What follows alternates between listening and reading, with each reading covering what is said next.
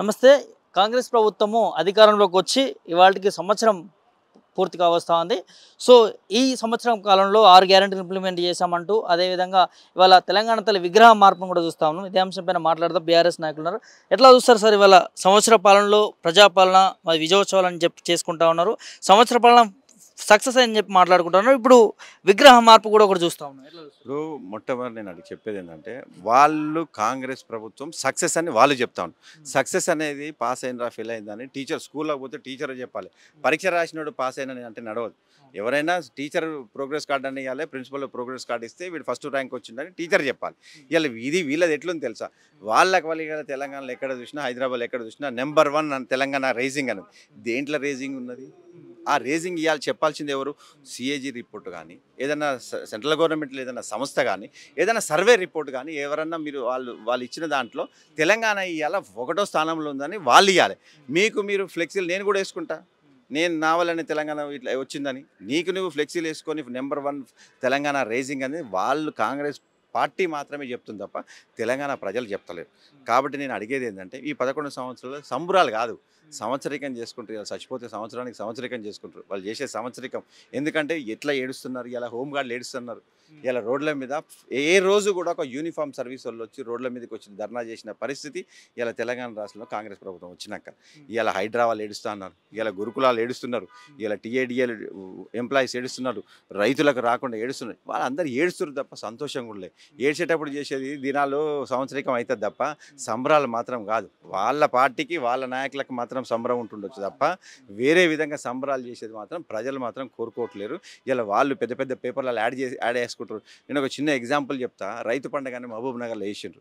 వాళ్ళు ఇలా మెయిన్ పేజీలలో పెద్ద పెద్ద మాటలు మాట్లాడి, ఇంతకుముందు ఆయన మాట్లాడు ప్రభుత్వం సొమ్మును ఎట్లా ఖర్చు పెడతారు మీరు, ప్రభుత్వం సొమ్ము అడ్వర్టైజ్మెంట్లు ఎట్లా ఇస్తారు అని మొత్తం మొత్తుకొని ఇలా ప్రతిరోజు పేపర్లో అడ్వర్టైజ్మెంట్. సరే పేపర్లో అడ్వర్టైజ్మెంట్ వేసేదన్నా కరెక్ట్గా వేయాలిగా. వేసేది మెయిన్ పేజ్ యాడ్లో ఇలా రైతు పండుగకు 54,330 కోట్లు ఖర్చు పెట్టిన మెయిన్ పేజీలో ముఖ్యమంత్రి గారి ఫోటోతో వేసారు. నేను ఇది కరెక్టేనా కాదా అని అందులో వేసిన అన్ని డినామినేషన్ లెక్కేస్తే 59,000 కోట్లు వస్తున్నాయి. అరే పేపర్ అడ్వర్టైజ్మెంట్ కూడా మీరు మ్యానిపులేషన్ చేసింది కరెక్ట్గా మ్యానిపులేషన్ చేయట్లేరు. ఒక్కసారి మీరు పేపర్లో అడ్వర్టైజ్మెంట్ వేసేదే తప్పులు వేస్తుండ్రు. మీరు చెప్పిందే మీరు 54,000 కోట్లు వేసిన అక్కడ లెక్క చూస్తే 59,000 కోట్లు వేస్తుండే. 4,000-5,000 కోట్ల డిఫరెన్స్తో అడ్వర్టైజ్మెంట్ వేస్తుంటే అంటే మీకు తెలంగాణ మీద ఉన్న పట్టేంది, తెలంగాణ ప్రజల మీద ఉన్నట్టు శ్రద్ధ ఏంది, తెలంగాణ ప్రజల్ని ఏ విధంగా గౌరవిస్తారు అనేది మీరు చేసే పనులనే తప్ప వాళ్ళు చేసిన సంబరాలు మాత్రం ఇలా వాళ్ళు చెప్పుకుంటానికి మాత్రం సరిపోతుంది.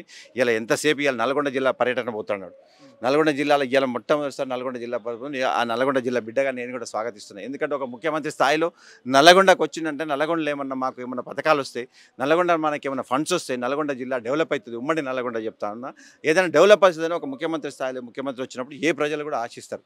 ఇవాళ నువ్వు ఏం అనౌన్స్ చేస్తావో ఒకసారి చూద్దాం సాయంత్రం. ఇవాళ నువ్వు పోయేది మాత్రం కేసీఆర్ గారు వేసినటువంటి మొదలుపెట్టినటువంటి థర్మల్ పవర్ ప్రాజెక్ట్ను ఓపెన్ చేస్తూ ఉన్నాం. కేసీఆర్ గారు ఏర్పాటు చేసినటువంటి బ్రాహ్మణ వెల్లంల ప్రాజెక్ట్ను ఓపెన్ చేసి, కేసీఆర్ గారు తలపెట్టినటువంటి మెడికల్ కాలేజీని ఓపెన్ చేస్తుంది. అన్నీ చేసిందేమో కేసీఆర్ గారు. ఆయన కట్టిండు, కరెంట్ వేసిండు, లైన్లు వేసిండు, పెయింట్ వేసిండు, మొత్తం చేసి ఇలా చీఫ్ గెస్ట్కి వచ్చి ఎవరన్నా ఇంటి మొత్తం ఇల్లు కట్టినాక ఎవరన్నా చీఫ్ గెస్ట్ని పిలుచుకుంటారు, అరే పెద్ద మనిషిని పిలుచుకుంటారు. అట్లా చీఫ్ గెస్ట్కి పోయి ఇలా రిబ్బన్ కట్ చేస్తున్నావు తప్ప నేను ఏమడుగుతున్నానంటే ఒక ముఖ్యమంత్రి హోదాగా గౌరవంగా ఉండాలంటే ఇలా సాయంత్రం బహిరంగ సభలో ఒక మాట చెప్పి స్పీచ్ స్టార్ట్ చేయమని అడుగుతా ఉన్నాను. ఏంటంటే తెలుసా, గతంలో నల్గొండ ప్రజలు నాకు 11 సీట్లు వచ్చి నాకు 12 ఇచ్చిండ్రు నల్గొండ జిల్లా కాంగ్రెస్ పార్టీకి.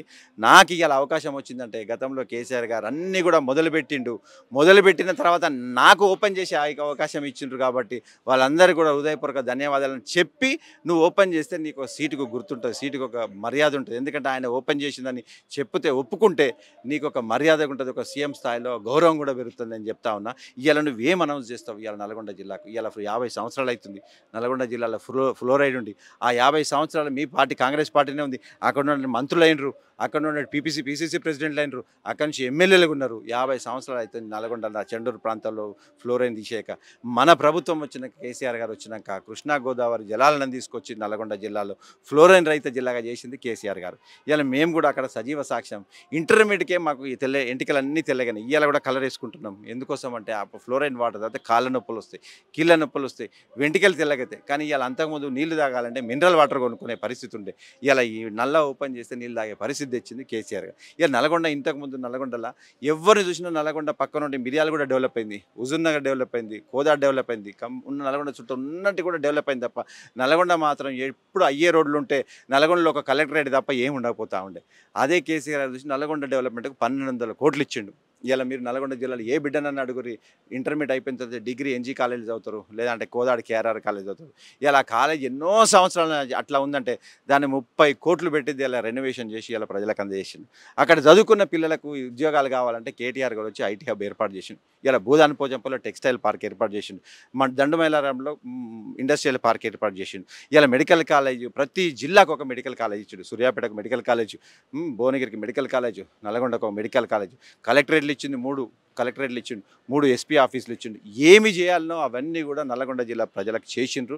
అయినా కూడా నల్గొండ జిల్లా ప్రజలు ఇలా 11 సీట్లు కాంగ్రెస్ ప్రభుత్వాన్ని కట్టబెట్టారు. కాబట్టి ఇలా మీ కాంగ్రెస్ ప్రభుత్వం ఇలా ఏం హామీ ఇస్తారో, నల్గొండ ప్రజలకు ఏం చేస్తారో మీరు ఒక్కసారి ఇలా సాయంత్రం మేము కూడా వేచి చూస్తూ ఉన్నాం. ఏ విధమైన హామీలు ఇస్తారో, ఏ విధంగా నల్గొండ ప్రజలకు ధన్యవాదాలు చెప్తారో చూస్తాం.